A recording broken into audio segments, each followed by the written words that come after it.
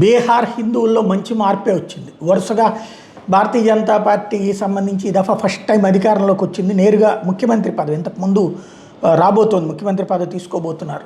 ఈ నేపథ్యంలో హిందువుల్లో చైతన్యం గట్టిగానే వచ్చింది. శ్రీరామనవమి వేడుకలకు సందర్భంగా శోభాయాత్ర నిర్వహణ ముస్లిం ప్రభావిత ప్రాంతాల్లో వెళ్ళడానికి వీల్లేదని ఇదివరకు నితీష్ కుమార్ అడ్డుపడతా ఉండేవాడు. ఇప్పుడు బీజేపీ గవర్నమెంట్ రాబోతుంది కాబట్టి, అందులో హోంమంత్రిగా చౌదరి ఉన్నారు కాబట్టి అనుమతి ఇచ్చారు. దాంతో అక్కడ ఉన్నటువంటి ఈ ముస్లిం సామాజిక వర్గానికి సంబంధించిన కొంతమంది తీవ్ర హెచ్చరికలు చేశారు, ఎట్టి పరిస్థితులు అంగీకరించము, తీవ్ర పరిణామాలు ఎదురవుతాయని. అయితే హిందువులు ధైర్యంగా వెళ్ళారు.